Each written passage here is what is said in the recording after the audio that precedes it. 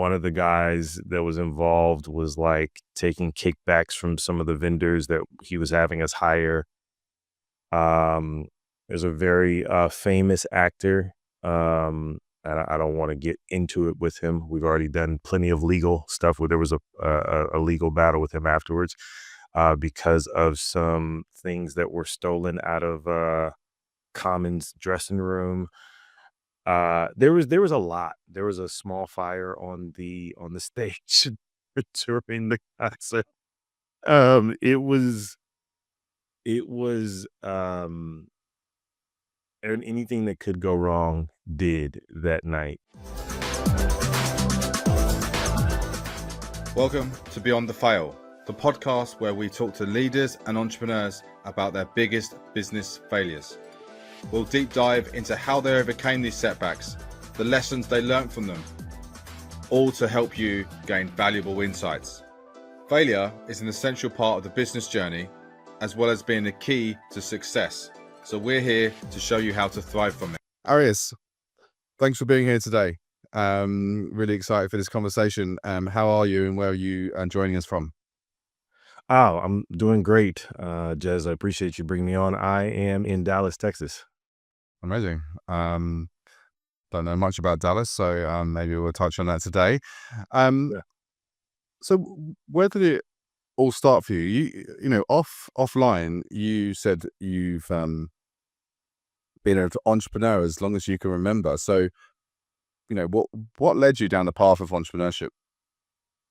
I got it honestly. My first business was, I think I was 10. I want to say I was like 10. It was a dog walking business. So I roped my cousin. He's a few years younger than me. I roped him into going with me around the neighborhood, knocking on doors and asking people who had barking dogs if we could walk their dog. I want to say we were doing it for like $4 or $5 or something like that. And that business lasted all of, I think, a day, maybe two. When my mom found out that I was knocking on strangers' doors, she immediately shut it down and said, "Do not knock on strangers' doors. I don't care what business you're trying to do. That's not gonna fly." So was that your first business failure as well? yes, it was. It was an environmental deal that absolutely, was political. So Yeah, yeah. So shut down too early. I got into I guess my next entrepreneurial pursuit would be promotions. So I got into some marketing for a record label, real small record label. I was living in San Diego at the time. I was in college, and we started doing some marketing for that company. And the owner of that company said, "Hey, I also have a promotions company. We do events at nightclubs." He said, "You're doing really good with the marketing here.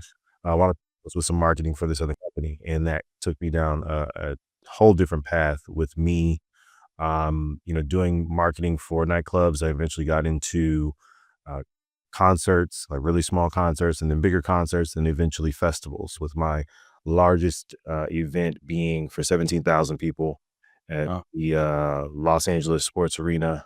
We had Ludacris, Janelle Monáe, Common, Mixmaster Mike from the Beastie Boys, and a whole host of other performers there. Um, amazing. I love Janelle Monáe. I saw her recently in London. So, yeah, amazing you put her on. yeah, the funny thing is that was her first stadium performance. She had never been in a stadium before, and she absolutely blew it away. She was the best performance of the night. Amazing. Yeah. And was that because, did you go down the promotions because of that? Because you had a love of music, or was it because of the sort of the invite from the company you were working with? It was the well, I think, I had started doing parties like in high school with my friends. I played a lot of different sports, basketball, football, ran track. I was captain of a lot of the teams. So, I knew a good amount of people. So I was able to leverage that social capital into, throwing some parties. And, when I got into college, and this will date me a little bit, but social media was just becoming a thing. MySpace was on a downturn, Facebook was on an upturn. And a lot of businesses didn't really know much about it. So that kind of opened a path for me to bring this new medium to the business world and show them how to utilize this to, generate leads and sales quicker. Um, so having a little bit of a background from a couple years in high school, doing some, house parties and things like that, it was a natural progression to move into, events at an actual establishment. And then, from there, I uh, got in contact with DJs and, local artists and then bigger artists. And, then we started doing concerts because we realized that was a great way to be able to make some serious money. People are willing to spend a lot more on tickets for an artist that they really like. So it was just a very organic progression. And the stakes got really high. We started talking about millions of dollars being made and spent on these events, in these arenas and festivals. So yeah. It's quite a leap, though, isn't it? Going from a house party to 17,000 stadium festival. Yeah, in a short period of time, in my opinion, I was probably 21 at the time, 21, 22, when we started doing festivals in arenas and stuff. So 21, 22, somewhere around there. So, from like 18 to 22, when everyone else was getting their college education, I was getting my education in business, on the ground. So And just out of interest, like, I mean, I don't know what it's like, in the US, but in the UK, there's so much sort of legislation and regulation around festivals and health and safety and all those kind of things how that you kind of need to bring on like experts to help you navigate all of that. Did you have any support or to do that? Like, or was it's funny you asked. So the concert I was telling you about, it was called Hip Hop 101 Music and Arts Festival. And no, we had a ragtag team of guys. A couple of them, one guy had been doing a ongoing event for a while, and this was kind of like the pinnacle of anything that he had ever done. And another guy said that he did a lot of these things, and I got a crash course in a lot of things, like you said, safety. So, emergency planning, like what do you do in the event of an emergency? I had never thought about an emergency plan, um, dealing with paramedic contracts and dealing with local police and security and, evacuation plans. These are just like things I had never thought of, and the insurance implications and, negotiations with artists and agents and, had done a little bit of that, but never to that extent. So it literally a crash course with, close to $1 million on the line. We had spent on this thing trying to get it together and make it work. So it was stressful. I definitely aged that year that we worked that thing. So And did you see that as a big bet at the time? Because, you're 21, you're organizing quite a big, event with some, fairly big artists with, as you say, a lot of money on the line. Did you see that as a big risk? It was. I remember distinctly when I got the call from my investor at the time. His name is Derek Patterson. He called me because this deal was brought to him by someone else, and we were in another business together. And he said, I'm a real estate man. I don't know anything about the entertainment industry. But this guy is bringing this to me. You're the only person I know in the entertainment industry that I trust. And I remember distinctly being at my day job, and he called me, and it was like in the middle, and he called. I was like, "This is important. Let me step aside and take the call." And he starts telling me about this thing, and I was thinking, this is huge, because I think I want to say the artist we initially wanted to get was Lil Wayne, and they were kicking these names around. And I'm like, oh, this is huge. And I got off the phone and I said, I might have to quit my job. I remember thinking that distinctly, and lo and behold, maybe like 2, 3 weeks later, I definitely quit my job, and then I spent the next year putting together this project. So yeah, it was a huge risk. It was an inflection point, if you will, when I decided that um, corporate life was less important than my entrepreneurial dreams. Was that your most important inflection point? Yeah, yeah, probably. There's been a couple other ones, but I definitely wouldn't. I wouldn't be here if it wasn't for that one. My life would have taken a very different path Why is it so pivotal then? because I actively chose entrepreneurship, right? I was at a job. I was at the time. I think I was 20, maybe 21. And I had just landed a job with a huge healthcare company doing sales. So I think they were paying me like 80,000 at the time, which was a ton of money for me. Mm. Um, well, at least I'd say a ton of money, consistently, right? To know that 80,000 was guaranteed. I'd made, 10, 15, 20 at a time during different events. But someone saying, "Hey, I'm going to give you close to 100 grand and you can take that to the bank." Well, especially at 21, right? Right. It was stability. It was security, right? I show up, a couple weeks later, money appears in my bank account, right? I just got to keep showing up and do what you asked me to do. And I was trading that for the insecurity of this dream and this big shiny object, in Hollywood, literally in LA, right? I was in San Diego at the time, but the event was being held in LA. So it was like, not only am I sacrificing this secure job, but I'm also kind of uprooting my life, and I'm going to spend most of my time, going back and forth to LA, to do this thing that I've never really done before at this magnitude and scale. So it was a conscious, like, divergent, uh, what is it? Robert Frost, right? Two roads diverged in a yellow wood, and I chose the one less traveled by. It was that. It was like, hey, stay here, safe, secure in this position, or you can go and see what happens over here in the brush where there's less clear of a path. But given that you sort of sounded like you were, an entrepreneur from an early age, taking us back to that, dog walking business, do you think you would have just ended up with another entrepreneurial kind of venture if you hadn't had that opportunity given to you? Probably. Knowing me, yeah, most likely. But who's to say what it would have been? Mm. Who's to say how long it would have taken? Um, you know, who knows? But Mm.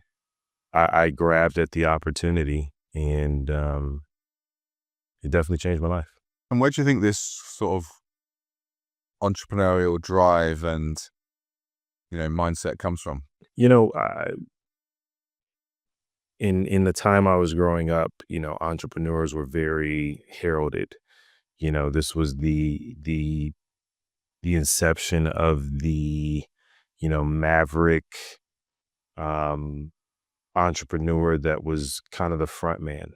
Up until this time, this was early.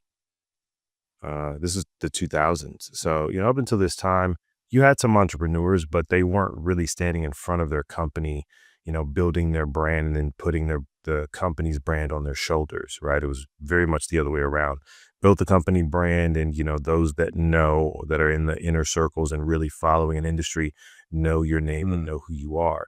And this was definitely flipped. So you have the Richard Bransons of the world. You have the Donald Trumps that were, his name was gold at the time.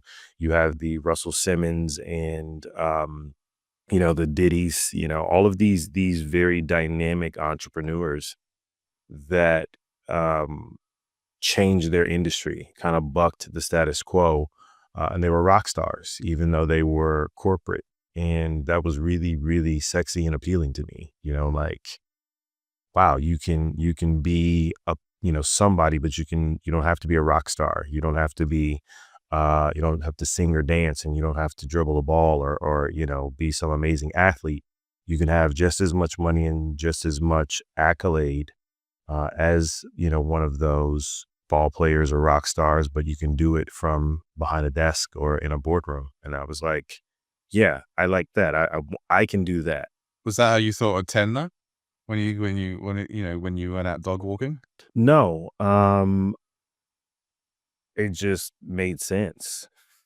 Walking through my neighborhood, I think it was summer, and in walking through my neighborhood, I just heard a lot of dogs barking in the backyard, and I kind of wonder. I was like, why are all these dogs always barking? They seem like they're always in the backyard, and there's no one there. And I really like dogs. Um, and I was like, I never see anybody really walking their dogs. Mm. I hear all these dogs barking, but I never see any of them. And I think I had watched, I don't know, some video about dogs, different dog breeds and things like that. So I was like, dogs are supposed to be out running and playing and walking. I wonder if someone would, pay me if I wanted to walk their dog. So I guess I just organically got it, intuitive about identifying gaps in the market. So And that sounds quite intuitive. yeah, and I've never really, honestly, never really thought about how I came to the thought of that. I just did it. I didn't ask anybody. I just brought my cousin along. I didn't even ask him if he wanted to be a part of it. I just told him to come with me outside. We're gonna go knock on these doors. So yeah, I guess I can say I get it honestly. Mm. And I'm intrigued to know as well, that festival, did it all go completely smoothly? Or was there any Oh no, it major hurt? huge. I mean, there were so many things that went wrong with that event. Because that's the nature of events, right? Absolutely. I said that we were trying to book Lil Wayne, so we were in the middle of negotiations. We had kind of settled on a price. We had been going back and forth, I want to say for about a month, and his song, I want to say it was maybe a Millie or yeah, I think it was a Millie came out, and he won like an MTV award or a Grammy or something for it in the middle of our negotiation, and then his price shot up like 85,000 to $100,000 in 24 hours. Like we talked to his agent. They were like, yeah, send over the agreement. We can do that. And we were like, awesome. And I remember I was sleeping in because we had an event, and I got a call at like 7 a.m. from my investors saying, we need to find another artist because they're out of their effing minds. I don't know if I can curse on here. They're out of their effing minds. They just jacked up the price by $100,000. And I was like, wait, what? And I'm like in my bed, and my boxer's like, what are you talking? Hold on. What are you talking about? 100,000. We haven't talked to them like 12 hours ago. And they were like, yeah, we're good. So that was the first thing. So we had to go scrambling for another artist. We had one venue in like the South Bay, like a Redondo Beach area, that didn't go well. So we had to get another venue, which is how we ended up at the Los Angeles Sports Arena. The guy who was the executive producer had like a nervous breakdown during the process. And just says, oh crap, the bed. So he was out of commission. One of the guys that was involved was like taking kickbacks from some of the vendors that he was having us hire. There's a very famous actor. And I don't want to get into it with him. We've already done plenty of legal stuff where there was a legal battle with him afterwards. Because of some things that were stolen out of Common's dressing room. There was a lot. There was a small fire on the stage during the concert. It was and anything that could go wrong did that night. Oh, and I had been working so hard that, I had a compacted spine that day. I wasn't sleeping. And my doctor basically said, with you being up as much as you are and being up on your feet for the amount of time that you have over the last year, because they had to take me to the hospital. Um, and I was in a wheelchair most of the actual event, and I had somebody like leading me around, which is just sounds crazy. Obviously, I can't make this stuff up. Um, it was a lot, man. It was trial by fire for sure. Oh my God. Yeah. So you're at your own event in a wheelchair, you know, yeah, through the basically the festival caused that injury. Yeah, it's just, like, literally me not getting the adequate rest, not eating properly, and, like, just being up on my feet and not, like, laying down adequately enough over months and months and months. My spine and the disc in between were kinda just, like, shrunk, so I was having massive pain in my back. So they took me to urgent care, and they told me that my spine was like compressed or something like that. And doctor said, "Hey, you need to sit down." And I said, "Well, I can't sit down. I have a concert, like the biggest concert of my life. There's like close to $1 million on the line. That's not an option. What else can we do?" He said, "Well, you could sit and be wheeled around. You can roll." And I said, "Okay." So I went out. He said, "Take these. There's some painkillers, and just try to stay off of your feet." I said, "Okay, to the best I can." And how close did you see that doctor to the actual event? I want to say it was maybe it was a couple days before. It was maybe 2 to 3 days before. So Wow. I kind of just took most of the meetings leading up to because we had basically we were staying at the Standard Hotel, and we had just turned that into our base of operations. So I was just having all my meetings, at the hotel, and only going to the actual venue when absolutely necessary. So yeah, I want to say it was 2 or 3 days before. So I kind of tried to rest a little more. It got a little better, but I think we loaded in that day at probably like 8 a.m. 7, 8 a.m. The event didn't start until like Mm. 6. But it's like 10 hours before, and I'm trying my best to stay off my feet. So yeah, it was a lot. It was a lot. What was your biggest lesson from running that festival and putting it on? That you get what you pay for.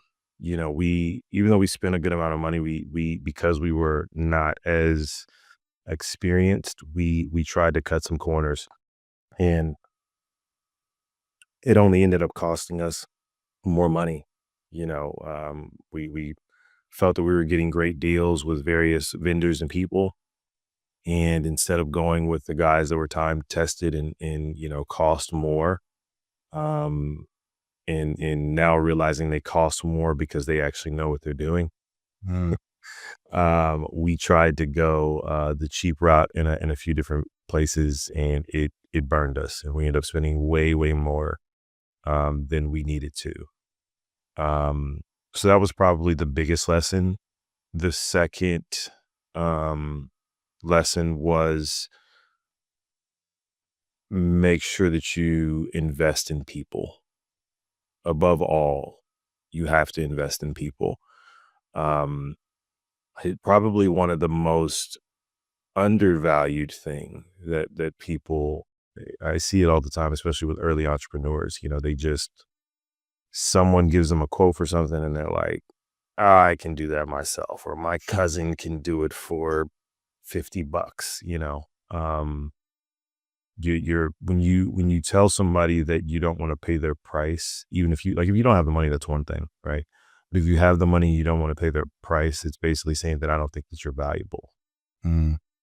and that's a critical error. It's a critical error in judgment that someone who spent years and years honing their craft comes to you and say, "Hey, this is what it's going to take for me to not only do the job, but be compensated in a manner that I feel is adequate for the value that I'm providing." and you tell them that it's not that valuable. It's a terrible thing to do, and it cost us. And I definitely learned that lesson, and I've tried to not make it since. So. And is that what you meant earlier when you said taking shortcuts? Yes and no. So we tried to take some short, like there was, I would say the biggest flaw that we had in our thing, and it was not my fault. And actually, Derek Patterson, if you're listening to this, he'll probably back me up on this. I was in the middle of negotiating this really big deal with Clear Channel Outdoor. We had secured, I think we went with Clear Channel for some TV spots, but I had a great deal to get like 100 billboards, like maybe 90 to 100 billboards all around Los Angeles. So that, this billboard, I mean, it was going to be all over the city to where it was undeniable that this thing was going on. And I want to say that it was a long time ago, but I want to say that we were able to get these for maybe 40 grand. I want to say 40,000. Yeah.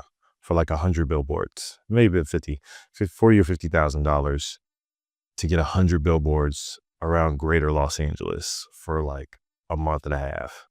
And my investor said no. It's like, that's too much money. Oh. One of the guys that, was not who they said they were was like, we can do better. We should spend this money on blah, blah, blah. And we ended up not doing that. And that was probably the thing that we would have sold like 30% more tickets if we would have done that. And that is equivalent of a couple $100,000, probably $200,000 to $300,000 worth of tickets that we didn't sell because of that one lapse in judgment. Yeah, because I suppose, I don't know, when this was, but in terms of like what the festival industry is like in the UK now, it's super competitive. So it's there's so much festivals vying for people's attention that you have to go big on your marketing. Huge. And I think we were of the opinion that these artists are huge. Social media was still kind of not brand new at the time, but it was still in the early stages. So we're like, oh, well, the artists will push it out and, people are going to come in droves. But I was still pushing really hard for this deal, and it got shot down by committee. And that was just that, and especially at the time, there weren't a whole lot of festivals in the LA area. I don't think Coachella was a thing at the time. Right. Actually, no, it was, but it I want to say it was only like, it had been around for less than 10 years, right around there, right? It wasn't a global phenomenon. It was more of a regional thing. And that was like the only really, really big festival around that time. Other ones were in the makes, but we could have been that. We could have been a huge annual festival that, produces, $20 million, $30 million a year had we got that right. Right. So sounds like that was probably the biggest mistake you made. Yeah. I should have thrown a fit or broke something in the meeting. I should have, threatened. I should have pushed hard. I should have done something. I remember talking with my investor afterwards, maybe like a year later, and he called me. He said, I have no idea why I didn't listen to you about those billboards. He said, I really, he said, that was probably that was the stupidest mistake that I made. He's like, we spent, I think $750,000, like $800,000 on that concert. And he was like, who cares about 40 grand? Like, in the grand scheme of things, he said, it's not even 10% of the budget. And I said, yeah. But again, you realize it's an expensive mistake, but I've never made that mistake again, right? I don't skimp on marketing. I don't skimp on people. I don't. Now I'll negotiate with people, right? After I get a couple comps, now that I know what the service is worth. But I don't try to undercut people's price and gouge, get them to 50% of what you would do it for, right? I say, hey, if you can really deliver the thing that you say you can deliver, I'll pay the price, right? Because at the end of the day, as long as I'm making more than I'm spending, I'm winning. So Do you think that was also like a slight naivety as well, because it was your first big festival, and if you had run other um, uh, festivals and or had someone on board that with some experience, do you think that decision might have been different because they have said, no, you need to market this way. This is the thing that we've seen success of in previous years. This is the essentially the business case. This is the return on investment that you will get. Do you think you were kind of there was a slight naivety, but also maybe you were lacking that evidence? it was actually the opposite. So in this equation, there was two other guys that were executive producers in. They were the ones that had, done this before. One guy had a festival. It was a small festival, but he had been doing it for, I want to say 4 or 5 or 6 years at the time. The other guy had been involved with Coachella and a couple other things. So they were coming in with all of this experience. Right. Okay. And I'm the young kid who's done a couple, concerts at, small venues and, some nightclubs. And I'm telling them, hey, we need to spend more money on social media advertising and we need to spend money on these billboards. And they're like, hey, you don't know what you're talking about, kid. Go sit in the corner. We're the big boys. We know what we're talking about. We're going to spend money on blah, blah, blah. So, wasn't naivete on my end. I was like, hey, we need to make this deal. And I negotiated. I want to say that I got them down probably, I want to say 20%, 25% of the original offer for those billboards. So they went back and forth with them for like 3 weeks. And I got them to bring it down by bringing in TV ads. So they were like, hey, well, we've got another division. We'll run TV ads. If you guys run TV ads, we'll bring down the price of these billboards. And I was like, yeah, perfect. We'll get a whole bunch of TV spots. We've already got a deal with the radio. We'll do these billboards. We had struck a deal with MySpace. We'll run some ads on Facebook. Actually, no, I don't think Facebook had ads at the time. But MySpace, and that would have done it. And then we had a huge street team with posters that they were putting up all over the place and flyers. It was a pretty comprehensive, deal. But that was the linchpin. Those billboards being out would have been the awareness that everyone needed to kind of pull the rest of the marketing plan together. I mean, it sounds like this was quite an undertaking, particularly so soon into your entrepreneurial career. And obviously some things went wrong, as we've discussed. Do you think that's your biggest business failure, though? In terms of money, yeah. I mean, that thing, it made some money, but I mean, we ended up losing a few $100,000. And it's a testament to my investor. Again, shout out to Derek Patterson. He took that one on his back, and I want to say that he paid all those guys back. It took him a while, but eventually because he had pulled investment from various people that he knew from the real estate world to kind of provide the capital. And I want to say that, over the years, he went and paid most of those guys back, to my knowledge. I don't know for sure, but, if he didn't, he made a valiant effort to. So yeah, I would say that was probably the biggest failure monetarily would be that one, right? Even though it wasn't my personal money and capital, but it was huge because I spent a year of my life and I left this job and all these different things and really poured myself into this thing.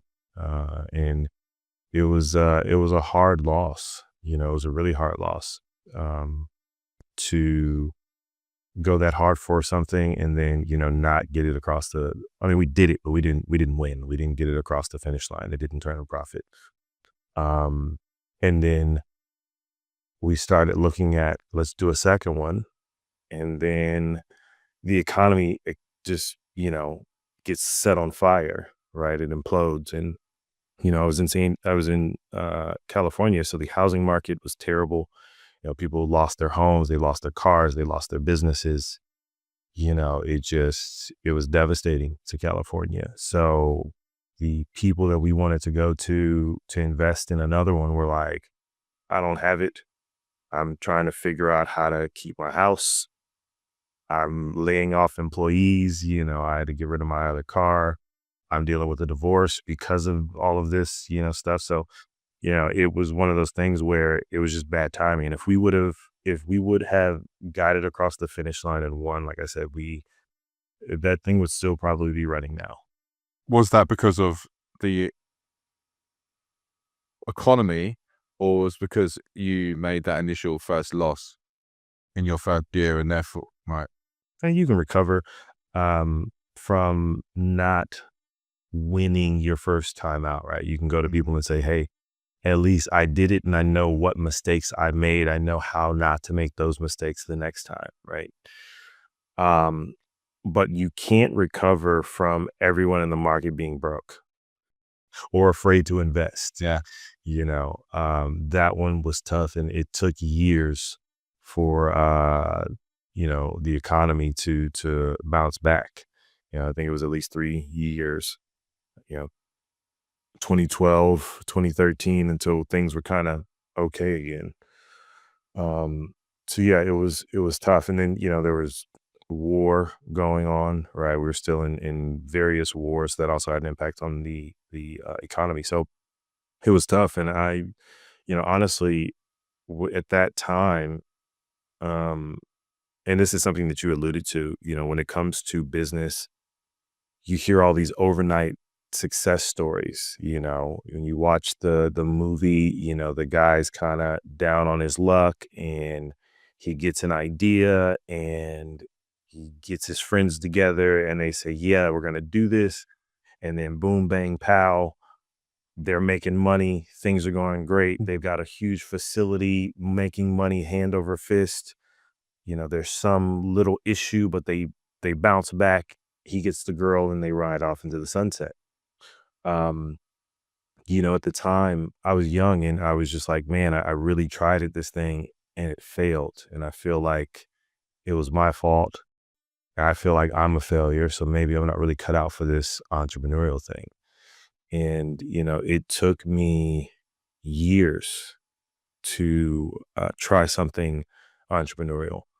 And, that was a disservice to myself and the things that I could have done and the people that I could have helped if I would have realized that failure is just a part of the journey, right? That's part of the story. It's not the end of the story. It's just a part of it. It's how you build your toughness. It's how you learn to do better and be better.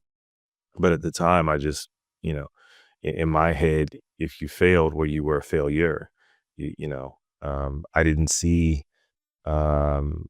Russell Simmons failing. He started a record label out of his dorm room, and, his first artist he signed was LL Cool J, and he went platinum, and then, Run DMC, and this night is like this upward trajectory, that just keeps going up and up and up, and there's no, hardship or adversity in the story. You either get in and you win, or you're not made for this and you should just go get a job.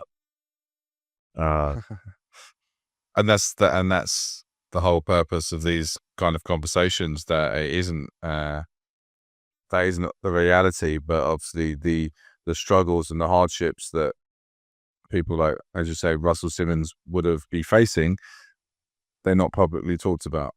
Yep. So it sounds like you had quite a lot of difficult feelings around that, that loss, and also I would say that, that must have felt like a real kick in the teeth as well, because you, as you said, you poured all your energy into that year, left your job, but also it just made me think that you were essentially in a wheelchair because of that year and that festival, and then the festival, didn't probably meet the targets that you wanted. So that must have just felt to you, what have I done this for? What, was it worth me being in a wheelchair for? Yeah, it was a mental toll, it was a physical toll, it was a financial toll. Um, and it was over years. I want to say it was a year and a half that we really went at this thing, and even the fallout afterwards, right? There were all the legal battles. We had legal battles with investors. We had legal battles with one of the hosts of the show. That was a whole thing. We had legal battles with um, some of the guys that were involved in the event. Right, there was a lot of legal stuff. There was a lot of lawyers involved. We spent a lot of money on lawyers and in and out of depositions and out, hundreds of hours on the phone with lawyers. Why was that? Was that because things had gone wrong, or yeah, who was after who? Everyone was after everyone. It was a lot of people did not hold up their ends of the bargain. A lot of people said that they had the ability to do a thing and they didn't do it. I remember we had um, we had added a component in the parking lot because we had a huge parking lot of these vehicles. Right, we had all these vehicles, these custom vehicles, that were people's pride and joy that were out there. And I want to say one of the guys that was connected to kind of like the car show element that we had in there said that he could provide um, transportation for the artist. And this is actually when I knew that Janelle Monáe was a class act. So this guy says he could provide transportation, and then the day of, we get a call from Janelle Monáe's team saying, "Hey, we just landed at LAX, and we're trying to get a hold of the driver that's supposed to pick her and her entire band and team up." And said, "Hey, we can't get a hold of him." And we're like, "Okay, hold on, let me see if we can track this guy down." And then come to find out that like the guy, I don't know if something went wrong with his vehicles or if he just couldn't do it or something. But at the end of the day, Janelle Monáe is on the curb at LAX waiting for the guy to come pick her up. And I'm freaking out. I'm like, what do we do? Like, we contracted this guy, we paid him to show up. Uh, So then she says, the guy we were talking to, one of her managers, says, "You know what?" She says, "It's not that big of a deal. Um, they're just gonna grab some cabs. There's a couple taxis right here, some bigger ones that can fit their equipment and stuff. They said they'll just jump in taxis as long as you guys are willing to like cover the cost once you get there." And I was like, "Yes, yes, please. Oh my God, yeah, that would be amazing, right?" Because most artists would have said, "Screw this. I'm yeah. at the airport. I'm gonna get back on a flight, and you'll just talk to my lawyer," right? Um, yeah, she was great. So it was stuff like that. It was just like, you said that you're gonna do something, we gave you some money, and then you just kind of crap the bed. Um, and that happened a couple times. And um, with the host of the show, he was just a nightmare. It was just oh God. So that was a legal battle because he didn't fulfill the terms of his agreement. And I want to say there was a altercation in backstage with his wife and someone else that he was talking. Just there was a lot. So that legal battle, investors, some of the partners that were involved that didn't fulfill their end of the bargain and weren't really present day of. So it's just a lot of stuff back and forth. So it was, again, it was one of those things where I learned that I understand why contracts are so long with the getting involved in stuff. When someone sends me a contract and it's 10, 20 pages, I'm like, I get it. you've been burned enough to where you try to put a clause in there for every eventuality so that it's clear that, in the event that you don't hold up your end of the bargain, these are the consequences. Um, so yeah, it was just tough, and I remember talking to my investor and talking about all these legal battles and the amount of money that was owed and all that kind of stuff. And I remember saying, man, I don't know how you're still standing. I was like, I'd be in a ball if I had that financial burden just on my shoulders fully. Right. I mean, I was still, involved, right? And it was on me, but like, I wasn't the undersigner on it. My name wasn't on the check, it wasn't on the hey, I'm gonna come take your house if you don't pay me back, right? Um, but it also taught me like his ability to stand up and say, yeah, I remember him telling me, say, you know what, I'm gonna pay every penny back. And I was just like, in my head, I was like, how? How are you gonna pay back, all of this money, when you're paying lawyers and you're doing all these different things? And it taught me about integrity, right? You tell someone you're gonna pay them or you're gonna do something, you just do it even when it doesn't go the way you thought it was. And that was a huge lesson for me in business, you know, like if you say you're going to do it, even if it doesn't go according to plan, you're still on the hook and you still need to honor your agreement, even though others didn't honor theirs. Was that the sort of hardest set of circumstances you've encountered in your business life and entrepreneurial journey? Oh no, man. I'm this, I have, I've dealt with straight, sabotage. I've dealt with people stealing my ideas. I've dealt with people. I remember throwing an event and this group of guys stole the name of my event, changed the date of their event to be the exact same day. No. And then they sent a group of guys to the venue was like, I want to say like 10,000 square feet. And it was like one space inside of a larger space.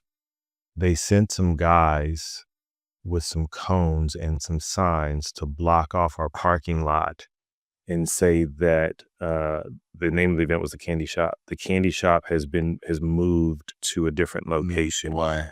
And they put their address on there. So they were like basically diverting my customers to their event. Yeah, I've My God. faced some adversity in business, man. It's business and entrepreneurship is not for the faint of heart, for sure. And the sabotage, what was that that event or was that something else? It was a different event, something I was doing on my own, and I had come up with this amazing idea, and I put a lot of my own money, well, actually all of my money into it. And these older promoters, these guys were like maybe 8 or 10 years older than me, kind of got wind of this thing I was doing because, again, we were crushing it on social media. So we started to pop up in all these places, and they said, well, we've got an event and it's not doing anywhere near as good as these guys. So they just literally just ripped off our stuff. They ripped our name. They ripped off our marketing. I had got some influencers. They are called influencers at the time, but I had, basically created these influencers. They took their images and their videos and stuff and used it for their marketing. So, I've done with that. I've been in legal battles with partners in businesses.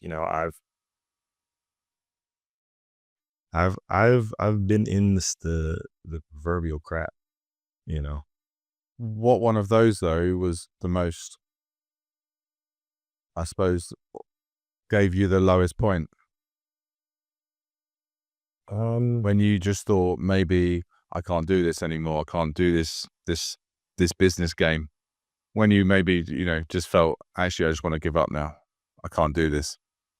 There was a contract that I went after. It's a big deal. It's like a 6-figure contract. We had worked on this deal for probably about 4 or 5 months going back and forth. It was in my current business, or at least in this industry in digital marketing.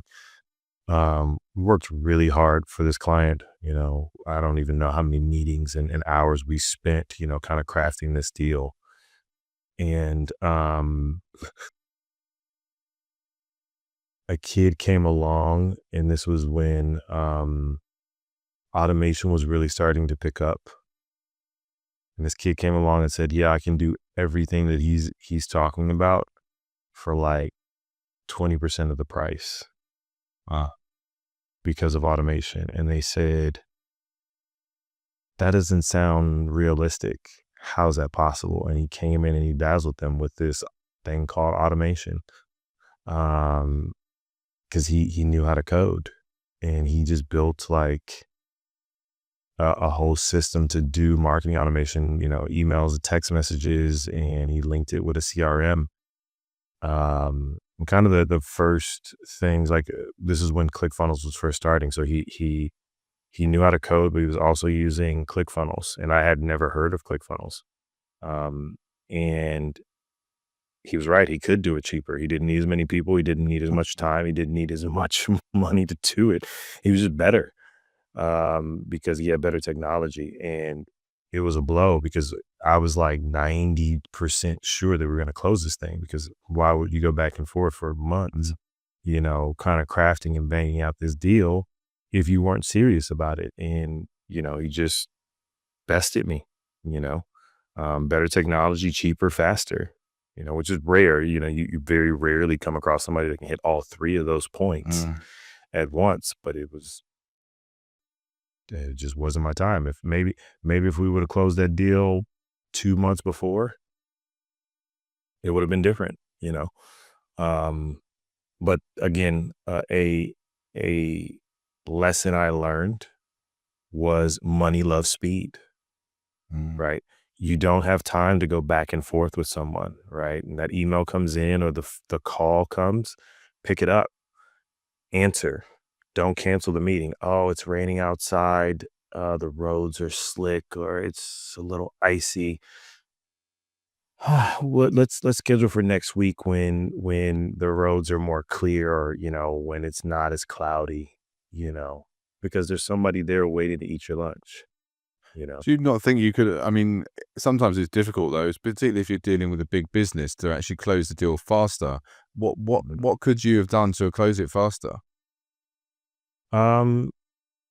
Just a greater sense of urgency. Once we got into a couple months, it was like, oh, I mean, we're kind of in a rhythm, oh, there's a 3-day weekend. So yeah, I'll get back to you, Monday, Tuesday, instead of saying, "Hey, I'm going to send," even if it is a 3-day weekend, "I'm going to send this now.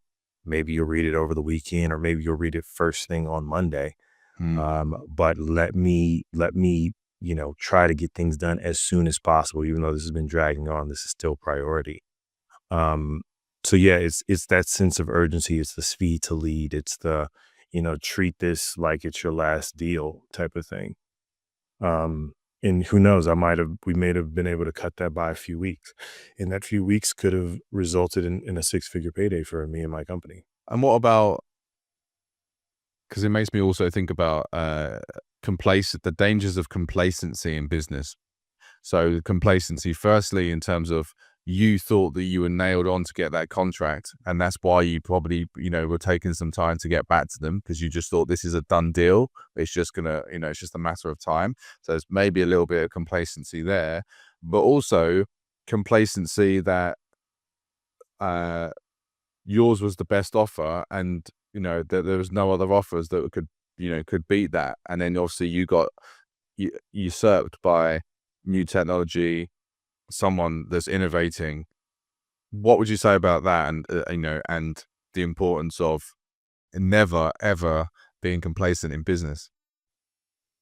Yeah, we see it more now, right? You see, you hear about the Polaroids of the world, or the Blockbusters of Yep. the world, or Barnes and Noble, Mm. right? When you think that you either have it figured out, it's like it's always that issue, because when you're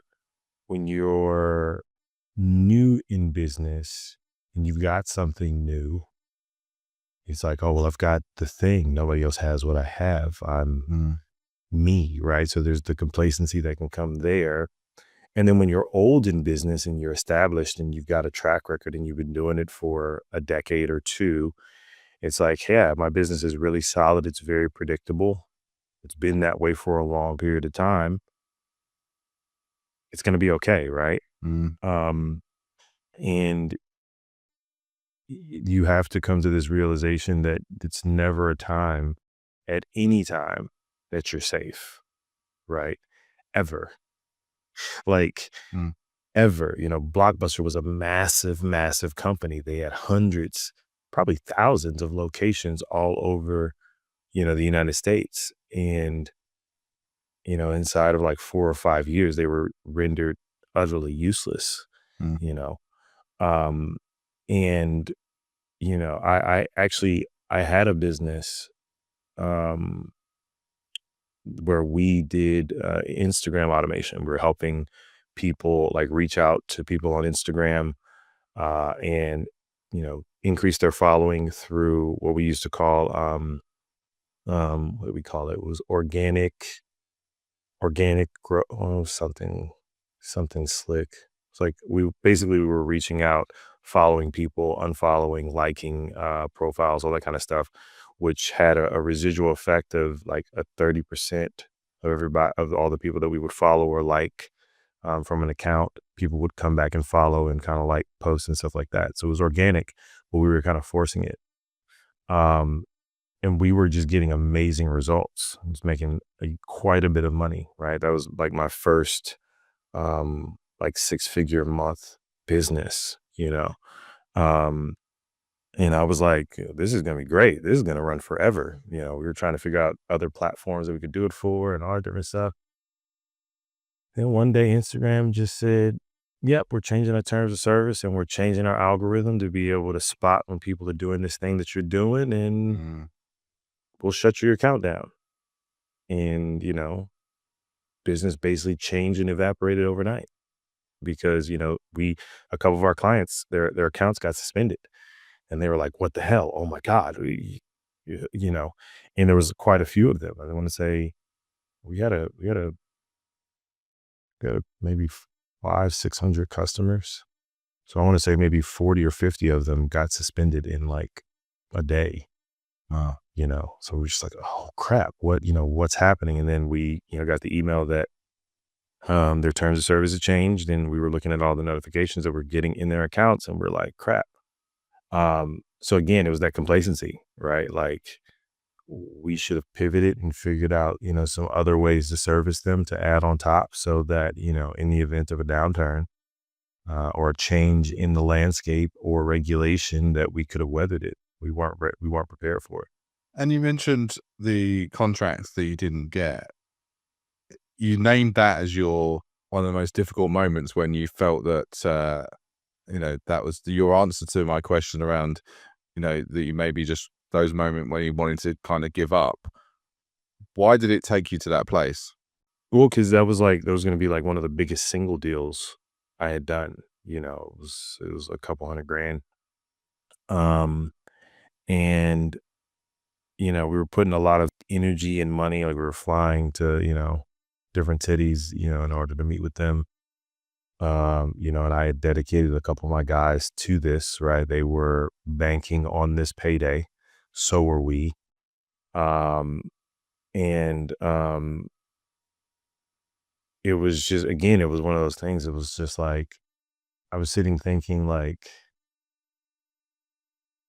if somebody can do it for 20% cheaper, how the hell are we going to make any money?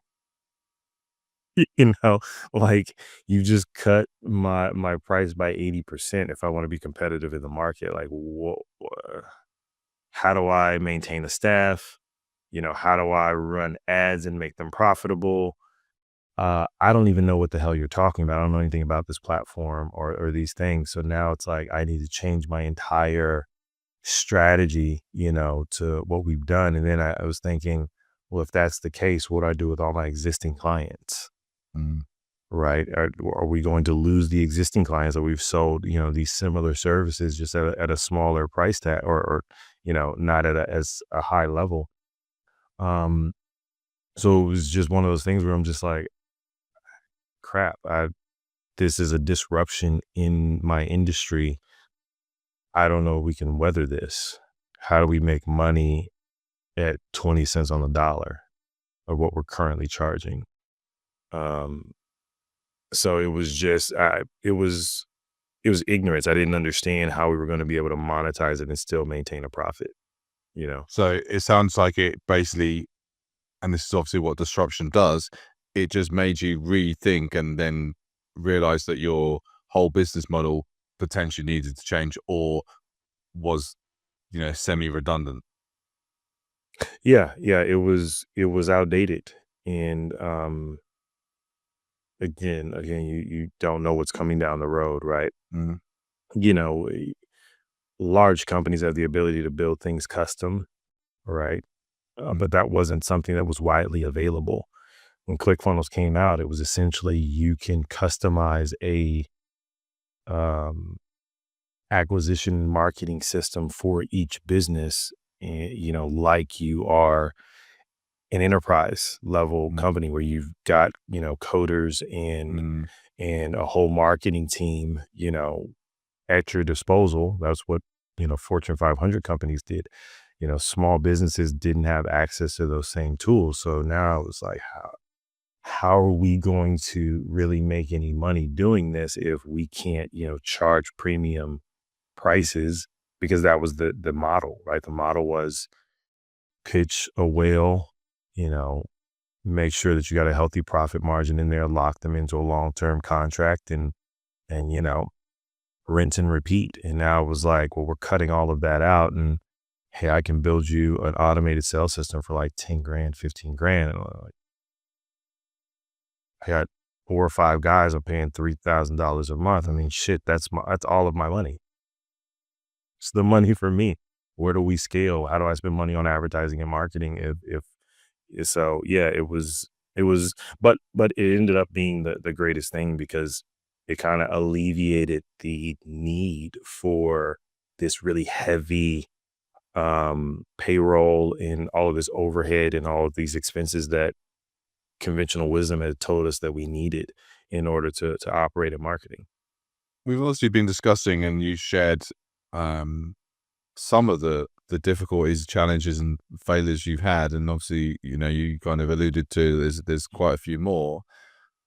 How do you get through them? How do you come out the other side, and maintain a positivity? Honestly, not really that well to start. I've got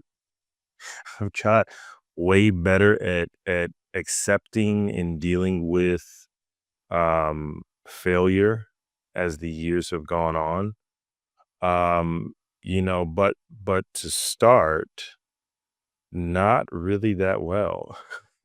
I like I said, it would usually take me a while, but as I got on and started new businesses, I realized that the amount of time it would take me to bounce back would shorten.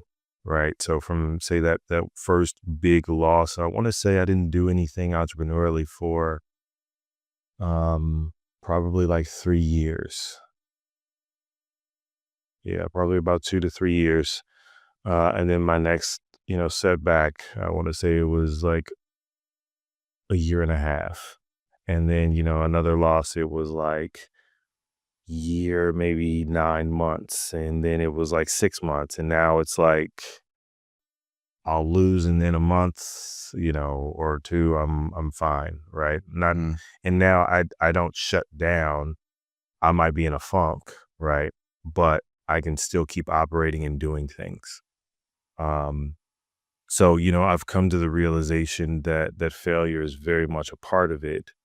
Now, it's more of let me take a vacation, let me go work out, let me read, let me pray, let me meditate, drink some water, get some rest, you know, like literally recoup, right? Like rejuvenate myself, spend some time reflecting on what I could have done better, and having a lot of internal dialogue, a lot of reflection, and then coming back quicker, better, badder, stronger.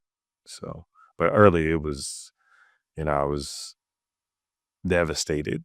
Oh my God, this is just wait, I lost all of this money, my reputation, and all these different things. Most of it was ego, right? It was my ego. It was you know I thought that I had it planned. I had it figured out. I had looked at all the angles. I had and obviously I didn't. So what does that say about me? What are people going to think in this business world? But now it's just like shit happens. Some of it, you could have prepared for, maybe you could have, taken a different path or put some safeguards in place. Some of it is just like the world exploded. What are you going to do? Right. And you look at how COVID impacted so many businesses. What are you going to do when the whole world shuts down? Right. Like, so it's, I realize that that's just part of it. It's par for the course. You're going to lose, you're going to fail. Sometimes it's your fault. Sometimes it's others' fault. Sometimes, the universe is just conspiring against you. And you got to deal. And if you're going to do this thing called life, you have to have the ability to bounce back. You have part of fighting and part of succeeding is bouncing back, you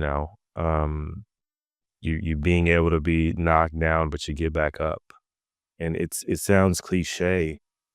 But when you are actually knocked down, when you are actually set back, when you actually take a loss, whether that's losing a family member or losing some money or losing a business or, whatever, the fight, the bounce back is your ability to get back up and keep pushing forward and trying it again. And it's hard to do, especially in entrepreneurship, because, maybe if you work for a company, you've got some people around you, there's a safety net, there's structure, there's team, there's camaraderie, right? You have people, you have peers. A lot of times entrepreneurship is a mavericky type of thing. It's a lone trek, especially if you're doing something new that no one else has done. You've got a lot of people telling you that that's not the way it's done and that's not going to work. And no one's ever done it that way. And, you're out of your mind. You must be crazy if you think that that's going to work. This company's going to shut you down, or the government's going to not allow you to blah, blah, blah, blah, blah. So, when you have all that negativity swirling around you, and then when some of the things that people say ultimately ends up being true, it's hard for you to keep forging ahead with this crazy idea that you can do something different, and there's no one there to kind of pump you up and say, yeah, you may be crazy, but you might be crazy enough to actually get it done. It's very rare that you have, some people around you that are willing to support you in your, what others see as delusion at the time. So yeah, it's tough, but for those that can, they usually end up becoming people that the world sings songs about and, erect statues to. Well said. Last question. If you could go back in time and erase all those failures from ever happening, would you take that? No, not in the least bit. I've definitely learned way, way, way more from my failures than I ever will my wins. When something goes right, there's that initial, oh wow, it worked, right? Cool. And then it's let's press it, let's keep going. you don't really reflect, innovate, um, manipulate your approach, and you don't gain the same level of strength as you do when you fail and when you lose. Um, the the the most dangerous entrepreneur is the one that's lost more than everybody else. The guy who has been at it for 10 years and is mostly lost, right? That's the dangerous one, right? Because there's a saying that I always love: you can't beat a man who never quits, right? He's always in progress. He's always en route to his goal. He's always on his way to the top of the hill. He may have had a setback, but if you can't crush his spirit, well, he's never actually lost. You only lose when you quit, right? Um, it's just a round in the fight. It's just a marker on the trail. So, no, I wouldn't erase them. At the time when they were happening, if you would ask, I probably, yeah. But now, thinking back, um, I've been able to help as many people as I can. And, when I'm in conversations, a lot of times when I'm coaching entrepreneurs and talking to a lot of the business owners that we serve on the agency side, WebsterBerry Marketing, a lot of them are like, man, you got an answer for everything. And little do they know it's because I failed so much. I know that you probably shouldn't do that because I've been there. I've lost money at that thing. I've tried that. And my goal is to help you not have to experience the same thing. You can get dividends off of my failure, right? Without having to put your own money and your own time and blood, sweat, and tears in, if you just kind of find someone who's been there and done that. So, No, brilliant. And I love the boxing analogy. I think that's a very great way of thinking about failure. So we always end on a quick fire round. So this is short questions and short answers.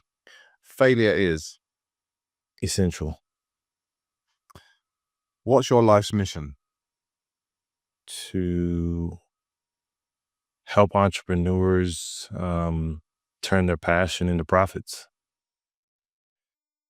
What's one piece of advice that you'd give to people on your deathbed? Do more. Name one habit that keeps you resilient. Prayer. If you could be immortal and live forever, would you take it, and why? That one's tough. No. Because I think that eventually it would be very lonely to lose everyone that you know for eternity. If you could swap places with another business person in the world, who would it be? Reginald Lewis. Yeah. And who? And just quickly say who that is and why. Multi-billionaire. He's in the tech space. He's also, I think, in real estate. He's in a lot of spaces. I actually love the fact that he is, one of the wealthiest people on the planet, right? He's a billionaire, but many people don't know who he is. He's been able to achieve amazing things. He, owns several businesses, has tons of employees, has a massive impact.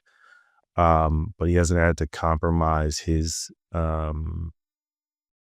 privacy and kind of sense of everyday living as a normal human being for the most part, because he hasn't courted fame along with his fortune.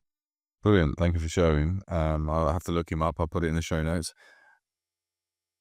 Is there anyone you could recommend you think I should have on as a guest?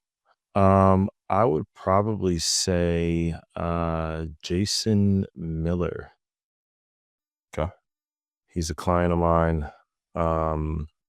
He's got this really, really cool technology, man. He's at Ohio, and he has the next generation of strength finders and talent assessments.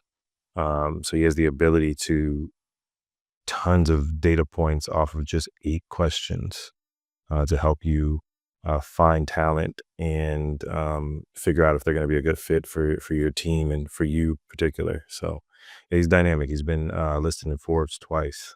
Great.